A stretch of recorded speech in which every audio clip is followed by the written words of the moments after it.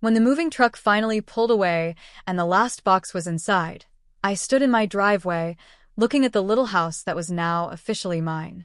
It was painted a cheerful shade of light turquoise, bold, yes, but not blinding, and had white trim and a red door that made it look like something out of a storybook. I loved it immediately. It was the kind of house that felt alive, the kind of place you could turn into a real home. The neighbors on the left waved as they walked their dog, a graying lab with a limp. They seemed friendly enough. On the right, blinds twitched, but no one came out.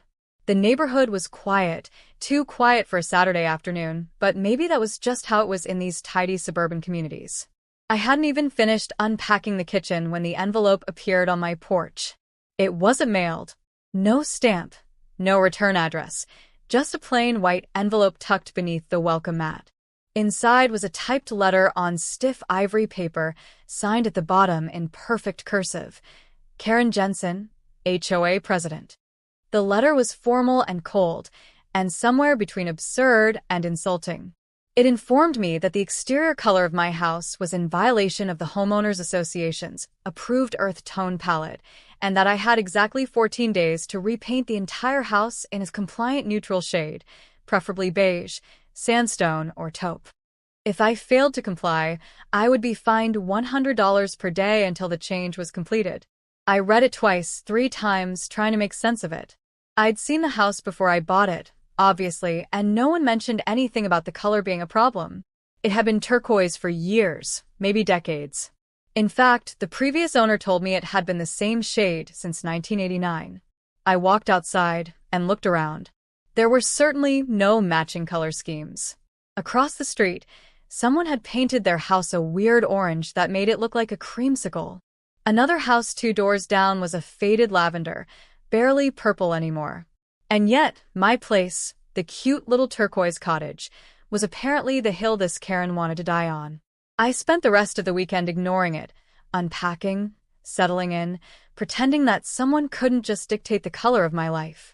But on Monday, another letter showed up. This one was even more aggressive, listing a specific paint code from Sherwin-Williams and suggesting I avoid further escalation. I needed to know who I was dealing with, so I attended the next HOA meeting. The community center was a bland building with folding chairs and weak coffee. Maybe 30 people showed up, most of them older, dressed like they were heading to church. Karen sat at the front like a queen on her throne, clipboard in hand, lipstick matching her rose-colored blouse. Her hair was tight, her smile tighter. When my issue came up, she didn't waste time. "The color of your house is not compliant with HOA standards," she said flatly. "It violates Section 7.2.3 of our community guidelines. You will need to repaint it within the allotted time frame." I raised my hand. But other homes in the neighborhood aren't beige or earth tones either. There's a lavender one, an orange one. Karen didn't blink. Those were grandfathered in. You are not. But the house has been turquoise since the 80s. She smiled then, the kind of smile you reserve for people you plan to destroy. "That's unfortunate. But our records show no official approval for that color, so it must be corrected." And that was it. No discussion, no compromise. I left the meeting with one certainty. I was not going to paint my house beige. Over the next few days, I started looking into the HOA bylaws. It wasn't easy. They were buried in an old website that looked like it hadn't been updated since 2004, but I finally found a downloadable PDF of the community guidelines. Section 7.2.3 was indeed about exterior color compliance. But it had a clause. Colors must reasonably conform to the aesthetic cohesion of the community, barring exceptions reviewed and approved by a quorum of the HOA board. In other words, if the community thought it looked fine, the board could approve it retroactively. So I started talking to my neighbors. Some were hesitant. No one wanted to rock the boat. But others, especially the younger couples and families, were more supportive. One guy, Marcus, lived 2 blocks down and had once been fined $200 for leaving his Christmas lights up past January 15th. "Karen is a tyrant," he said. "She fined a woman for having sunflowers in her front yard." "She hates sunflowers?" I asked. She said they attract bees. The more people I talked to, the more stories I heard. Karen had fined a teenager for painting their fence a slightly glossy white. She'd sent a warning to a family who had a pride flag on their porch. She even scolded a widower for having a wind chime that was audible during evening hours. It was clear she was on a power trip, but no one had really stood up to her before. So I decided to go big. If she wanted beige, I'd give her rainbow. I went to the paint store and bought 7 bold colors: red, orange, yellow, green, blue, indigo, violet. I mapped it out with painter's tape and started early Saturday morning. By the time the sun set, the front of the house was a full, vibrant rainbow. The back and sides would follow in the next couple days. Sunday morning, Karen was standing at the edge of my lawn, arms crossed, lips pressed so tight they'd turned white. I walked outside with my coffee, gave her a friendly wave, and went back inside. By noon, I had a letter taped to my front door. This one was in all caps. This is a direct violation of HOA policy. Cease immediately or face escalating fines and possible legal action. I laughed, actually laughed out loud, because now I had her attention. And this time, I wasn't alone. Word of the Rainbow House spread through the neighborhood faster than I expected. By Monday morning, there were whispers and sideways glances from neighbors who had never spoken to me before. Some smiled and gave thumbs up. Others, especially those who seemed to side with Karen, frowned and shook their heads. But the most surprising part? A few neighbors actually came by with paintbrushes and rollers, offering to help me finish the rest of the house. I was stunned. Margie, the elderly woman across the street, brought over a homemade apple pie and said, "It's about time someone stood up to that woman. We've been too quiet for too long." Marcus showed up after work with a few cans of paint and a bucket of brushes. By Wednesday, half the block was in on the project. Karen was furious. She sent another letter, this time with legal jargon and threats of court action. She warned that any fines not paid would become liens against my property. But the more she pushed, the more the neighborhood pushed back. One evening, while painting the back of the house a brilliant shade of orange, I saw Karen walking down the street, clipboard in hand, inspecting other homes with an expression like a detective hunting for evidence. When she reached Marcus's house, she stopped abruptly. "Your Christmas lights are out of season," she said sharply, pointing at a string of faintly glowing bulbs still hung from the porch. Marcus didn't flinch. "They bring me joy, and you don't get to decide that for me." Karen frowned but said nothing else, retreating down the street. That night, word spread that Karen had called a special HOA meeting to discuss the escalating neighborhood unrest. She planned to use the meeting to try to force me to repaint the house or face expulsion from the community. But that was a mistake. When the night of the meeting arrived, the community center was packed. More than 50 neighbors squeezed into the room, many standing in the back or sitting on the floor. The air buzzed with tension and excitement. Karen opened the meeting with a formal tone but quickly turned pointed. "This Rainbow House is a violation of everything we stand for," she said. "It sets a dangerous precedent. If we allow this, the entire neighborhood's aesthetic will be ruined." I stood up, heart pounding, and asked to speak. "I didn't buy my house to live in a beige box," I said. "This house is a reflection of me, of who I am. And judging by the support I've had, I know many of you feel the same." One by one, neighbors shared their own frustrations with Karen's strict enforcement of rules. Stories poured out, from ridiculous fines to unreasonable demands. Some shared how Karen had bullied them into silence for years. By the end of the meeting, a motion was proposed to form a committee to review the HOA guidelines, including the color restrictions. The vote was nearly unanimous. Karen glared at me as the crowd applauded. But the fight wasn't over. In the following weeks, Karen ramped up her efforts. She sent inspectors to photograph my house at odd hours. She filed official complaints with the city. She even tried to organize a petition to force me out. Meanwhile, I kept painting. The sides and back of the house bloomed with color, becoming a symbol of resistance. One afternoon, I found a flyer stuck in my mailbox. "Keep our neighborhood beautiful. Say no to rainbow houses." It was unsigned, but we all knew who was behind it. Instead of backing down, my neighbors rallied. A group formed called Colors for Community, advocating for freedom of expression within the HOA. We organized block parties, potlucks, and even a neighborhood art show, with the Rainbow House as the centerpiece. Local media caught wind of the story, and soon reporters were knocking on my door. What had started as a simple paint disagreement became a nationwide conversation about individuality, community, and the true meaning of home. Karen's hold on the neighborhood weakened with every passing day. The days grew warmer, and with every fresh stroke of paint, the house blossomed into a vibrant beacon. Red stripes along the window frames, orange arching over the front porch, yellows catching the sunlight on the eaves. I even painted the mailbox in a gradient of blue and purple, which Marcus joked looked like a space mailbox. Each morning, I'd step outside with a coffee, smile at the colors, and feel a little more defiant. It wasn't just paint anymore, it was a statement. A small rebellion that gave me hope. But Karen's presence loomed over the neighborhood like a storm cloud ready to burst.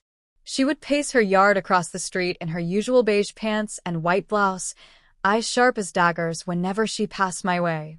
I caught her more than once snapping photos on her phone, her lips pursed in disapproval.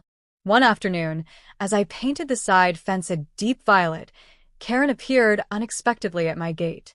"I don't know how you think you can keep this up," she said, voice low but firm. "You're risking thousands in fines, and you'll lose this house if you don't comply." I wiped sweat from my brow and smiled.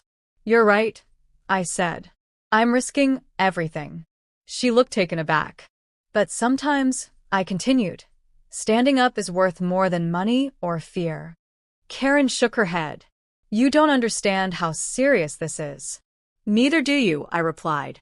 She turned and left, but the encounter lingered in my mind. That evening a knock came at my door. It was Margie, holding a casserole dish. "I figured you might not have time to cook with all the painting," she said with a smile. "And I wanted to tell you, you're not alone."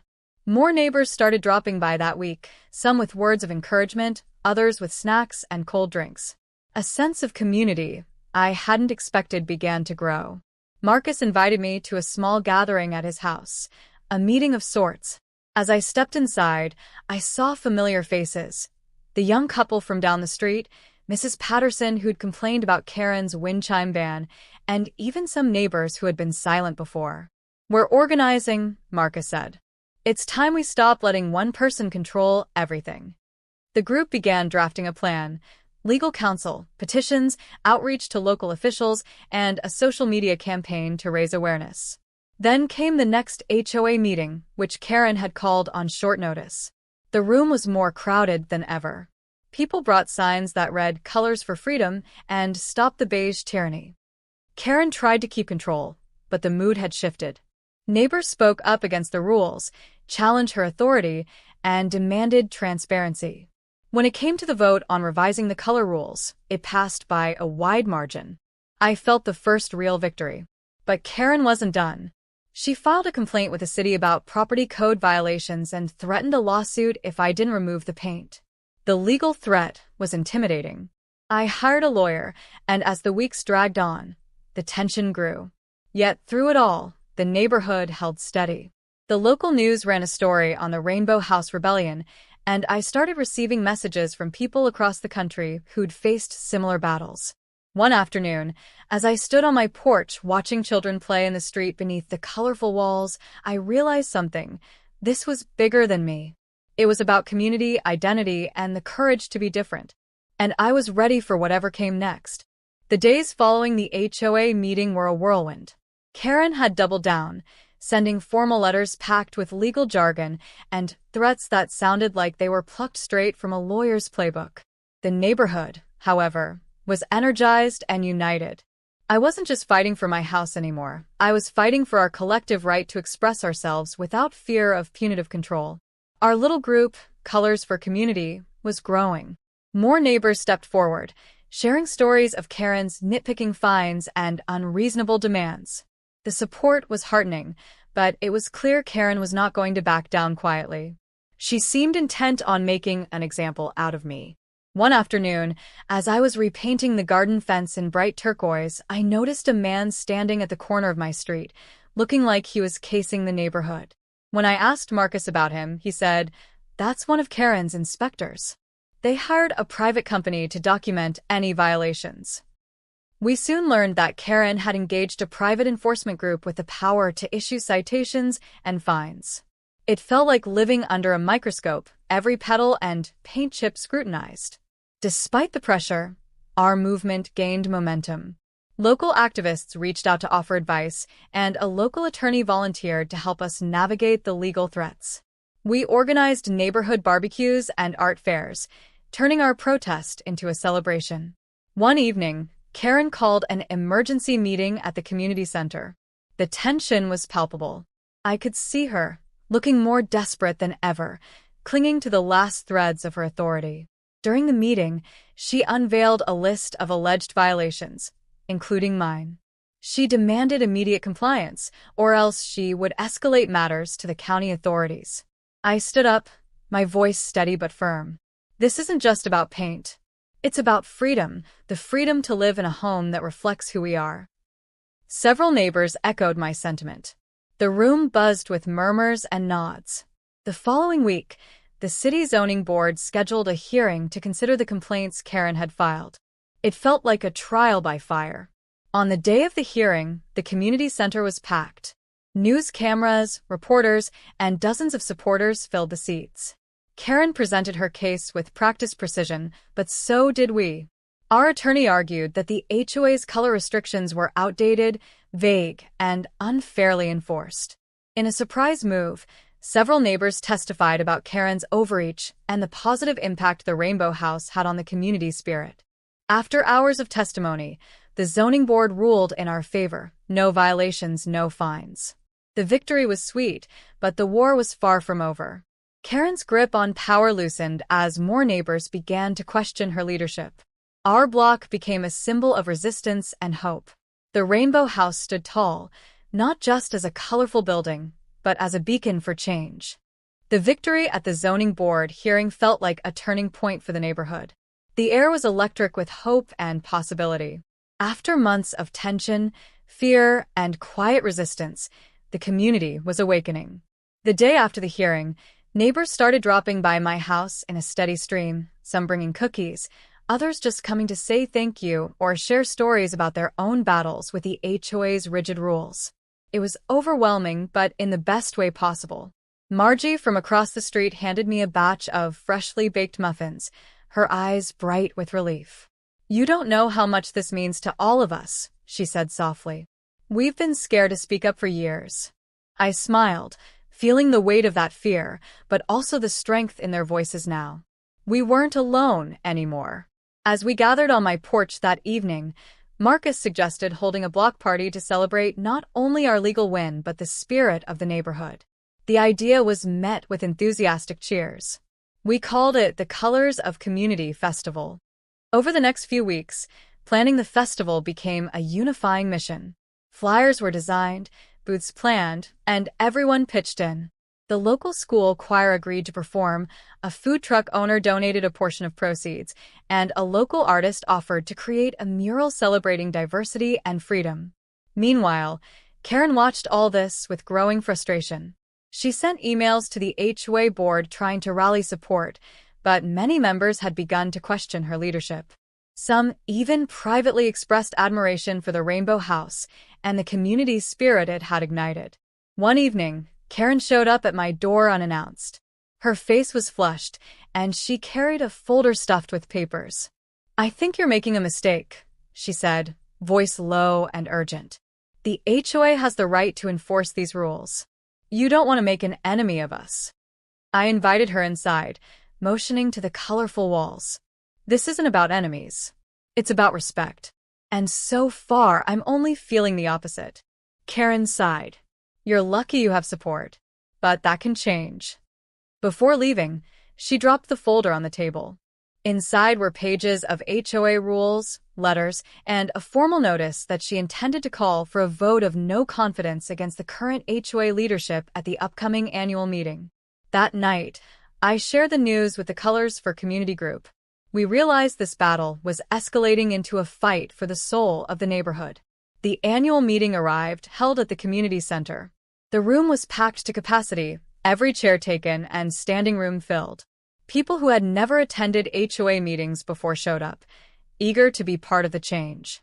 Karen opened the meeting, her tone defensive. She outlined the reasons for her call for no confidence, painting herself as the protector of tradition and order. But the crowd was restless. When it was time for public comments, neighbors stepped forward one by one. Some shared stories of harassment by the HOA. Others spoke passionately about the need for modernization and inclusivity. When the vote finally took place, the results were clear. Karen was removed as HOA president, replaced by a coalition of community members committed to transparency and fairness. Cheers erupted throughout the room. The power dynamics had shifted, and a new chapter was beginning. In the weeks that followed, the new leadership began revising the HOA guidelines. Color restrictions were loosened, allowing for greater creativity and self-expression. The Rainbow House became an official landmark, celebrated in newsletters and local media. The Colors of Community Festival was a huge success, drawing visitors from nearby neighborhoods. The mural was unveiled, depicting a vibrant, diverse community united by courage and hope. Karen retreated from public life. Her reign ended, but her impact felt in the cautionary tales neighbors shared. Through it all, the Rainbow House stood as a symbol, a reminder that standing up for what you believe in can transform not just one home, but an entire community. And for me, it was the beginning of a lifelong commitment to fighting for fairness, inclusion, and the freedom to be yourself. After the election shook the HOA to its core, the neighborhood breathed a collective sigh of relief. The colors had won not only on my house, but in the hearts of many who had once been silent, fearful of reprisal. But even in victory, there was work to be done. The new HOA leadership, a diverse group of neighbors including Marcus, Margie, and a few other longtime residents, met regularly to draft new community guidelines. We aimed to create rules that balanced aesthetics with individual freedom, rules that respected tradition but embraced change. At the same time, Karen's retreat from public life left a vacuum in the community's social fabric. Some neighbors whispered that she was bitter, others said she was quietly plotting her comeback. Regardless, the neighborhood needed healing after years of tension. One afternoon, Marcus invited me to a neighborhood cleanup event. He joked that it was a chance to take back the streets, but it was more than that. The cleanup brought everyone together, from kids picking up trash to retirees trimming hedges. The Rainbow House stood tall as a backdrop to our collective effort. That evening, as the sun set behind the colorful walls, Margie told me a story about her youth, how she and her husband had moved here decades ago, dreaming of a close-knit community. Karen wasn't always like this, she said softly. She was a good neighbor once. Maybe the rules got to her, or maybe fear made her hard. Her words stayed with me. Change wasn't just about paint or rules, it was about people. Over the next few months, our neighborhood blossomed. The HOA newsletters featured profiles of residents, upcoming community events, and even an advice column called Colors of Freedom. The Rainbow House inspired other neighbors to add colorful touches to their own homes, bright shutters, painted doors, creative garden art. Local schools invited us to speak about community activism, sharing our story as an example of how unity and courage can challenge outdated systems. The media coverage brought unexpected attention, but also brought new challenges. One day, a reporter from a national news outlet called, wanting to interview me about the ongoing fight between individuality and conformity in neighborhoods across the country. We talked at length about the importance of standing up for yourself, of community resilience, and how one person's Rainbow House could ripple out to create real change. Meanwhile, Karen remained a complicated figure. Occasionally, she sent letters to the new HOA board, raising old complaints or challenging new initiatives. But her influence was diminished, and the community had largely moved on. During this time, I also began hosting informal neighborhood gatherings at my house, book clubs, art workshops, and casual dinners. The Rainbow House became a symbol not just of resistance, but of connection. One memorable evening, as neighbors gathered to paint a community mural on a blank wall at the local park, a little girl tugged at my sleeve. "I want my house to be rainbow too," she said shyly. Her words made me smile. Change was no longer a battle, but a legacy. Of course, not every day was perfect. There were moments of doubt, setbacks when old fears or conflicts resurfaced. But the neighborhood had learned to talk through issues rather than hide them. We listened more, judged less. The HOA board started partnering with local artists and community groups to host festivals, fairs, and neighborhood beautification projects. These events helped knit the community tighter, drawing in new families and fostering friendships. One afternoon, Karen surprised me by knocking on my door. Her hair was grayer, and her eyes held a quiet humility I hadn't seen before. "I wanted to apologize," she said simply. "Maybe I was too strict, too fearful of change. I hope you understand." I nodded, sensing the weight behind her words. Forgiveness wasn't instant, but it was possible. Together, we talked about the neighborhood's future. She asked how she could help. I suggested volunteering at the next community cleanup. Months later, Karen joined us, broom in hand, working alongside neighbors she once tried to control. The Rainbow House wasn't just a story of conflict and victory anymore. It was a story of healing, growth, and the power of community. And in the quiet moments, as I looked out over the vibrant walls glowing softly in the evening light, I knew the fight for freedom and color was a journey worth taking. In the months following Karen's unexpected gesture of reconciliation, the neighborhood atmosphere shifted significantly. The once cold and rigid community was warming, like the hues of dawn after a long, harsh night. Karen's involvement in community events was cautious at first. She lingered at the edges, observing, hesitant to fully engage. But gradually, she began to take part in the cleanups, potlucks, and even the planning meetings. It was a slow, awkward dance of trust rebuilding, but it was happening. One day, while we were setting up for the annual summer block party, Karen approached me with a tentative smile. "I want to help with the mural project," she said. I was taken aback, but welcomed her sincerely. The mural had become a community masterpiece, a sprawling collage of bright colors, handprints, and symbolic images that told the story of our neighborhood's journey from division to unity. Karen's brushstrokes, at first stiff and unsure, slowly grew confident. At that moment, I realized how much had changed since that first clash over the color of my house. This fight had transformed people, including the one who seemed most opposed. The block party that year was the biggest and brightest yet. String lights twinkled in the trees, children's laughter filled the air, and tables groaned under the weight of homemade dishes, pies, and drinks. The mural was unveiled in a ceremony attended by local officials, press, and dozens of neighbors.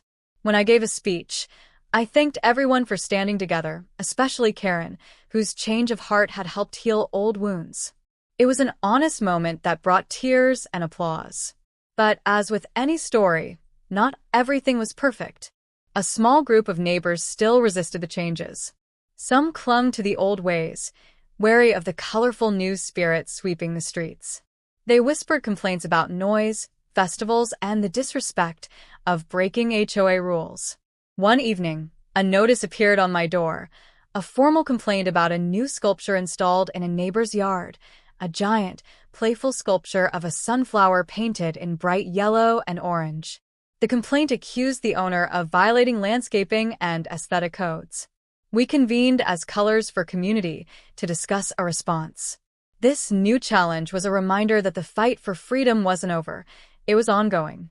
We drafted a letter emphasizing community support for creative expression and proposed revisions to the HOA rules that balanced freedom with reasonable guidelines.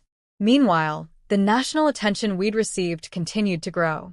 Invitations to speak at conferences, panels, and local government forums poured in. The story of the Rainbow House and the neighborhood's transformation became a case study in community activism and neighborhood rights. During one such event, a city council member approached me with a proposal to help draft new model guidelines for HOAs citywide, ones that encouraged individuality while preserving community harmony.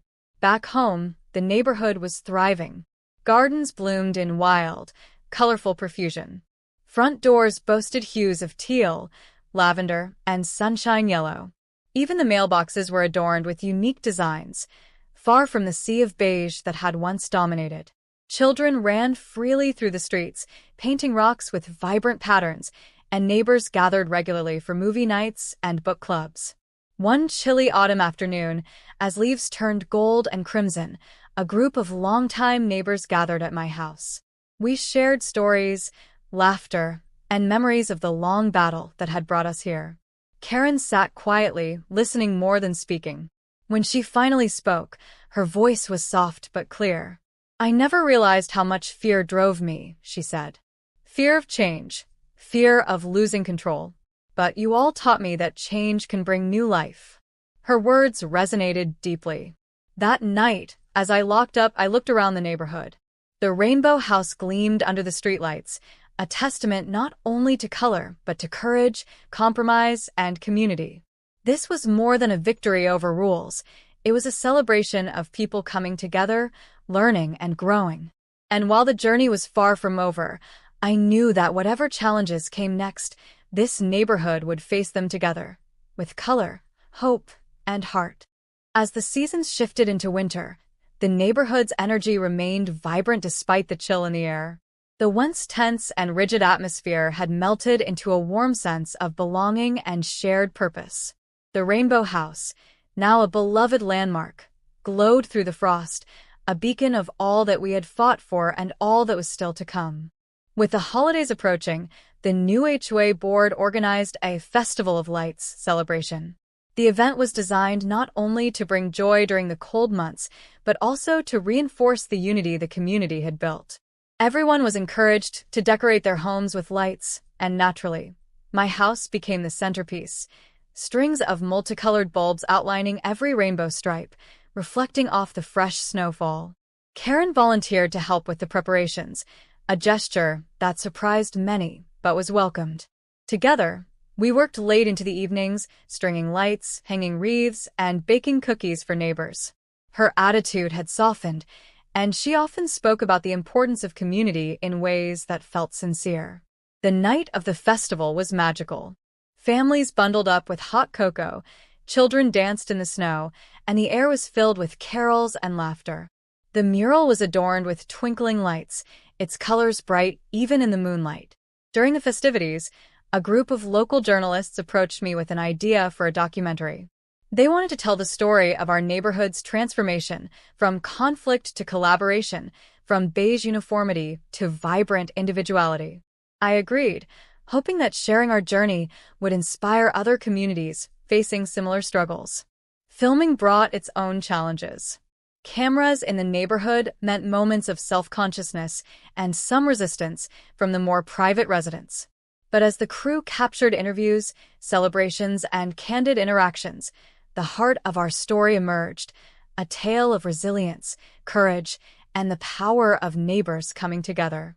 Meanwhile, the HOA board continued to work on refining the community's guidelines. We implemented an advisory committee that included voices from all corners of the neighborhood, ensuring that decisions were inclusive and balanced. One cold evening, during a particularly lively meeting, Karen surprised us by proposing a community garden project, an idea she said she'd dreamed of for years, but never had the support to pursue. The garden would be a shared space for growing vegetables, flowers, and friendships. The proposal was met with enthusiastic approval, and soon, a plot of land near the park was cleared and prepared for planting. The garden quickly became a hub of activity. Children learned to plant seeds and care for the earth. Adults swapped recipes and stories, and even Karen found a new sense of purpose, tending to rows of vibrant tomatoes and fragrant herbs. Spring brought fresh blooms and new challenges. With more people adding colorful decorations and personal touches, some disputes arose over property boundaries and noise. But rather than falling back into old patterns of conflict, neighbors used the communication channels we'd built to resolve issues peacefully. Our neighborhood had become a model of community-driven problem-solving, balancing individuality with respect. During one particularly memorable neighborhood potluck, I sat next to Karen, watching as families laughed and children chased fireflies. The journey from confrontation to cooperation felt like a dream. "Thank you," she said quietly, "for showing me a different way." "No," I replied. "Thank you for being willing to change." As the sun set, casting a golden glow over the rainbow house, I reflected on how far we'd come. What had started as a battle over paint had grown into a movement about belonging, acceptance, and the courage to be seen. The road ahead was still long, with new challenges sure to arise. But the neighborhood was ready, stronger, wiser, and more colorful than ever. And that was something worth celebrating. Spring deepened into summer, and the neighborhood was alive with growth, both in gardens and in spirit. The community garden flourished, a patchwork of tomatoes, sunflowers, zucchini, and herbs tended by hands of all ages.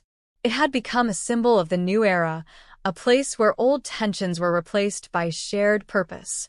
With each season, the rainbow house seemed to glow brighter, not just because of its paint but because of what it represented.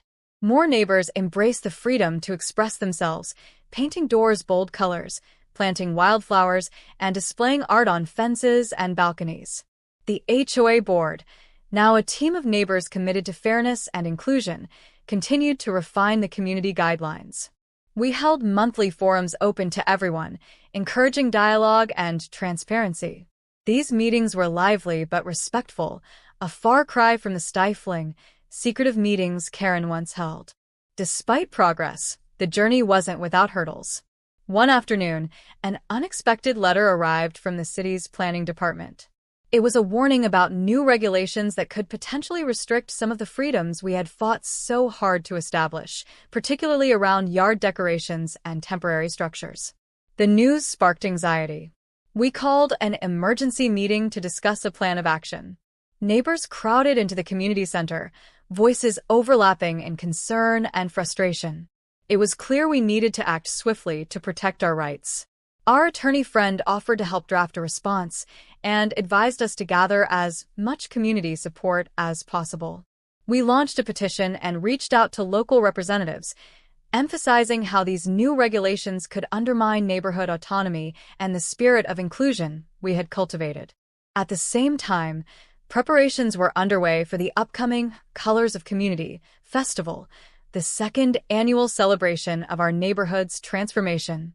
The festival had grown to include live music, art installations, food vendors, and workshops on everything from sustainable gardening to neighborhood activism. Karen, now fully integrated into the community, volunteered to help coordinate. Her change from antagonist to ally had been gradual but genuine, inspiring many who had once doubted her. On the day of the festival, the streets were alive with color and laughter. Families danced to the rhythms of local bands, children painted murals on large canvases, and neighbors swapped stories and recipes.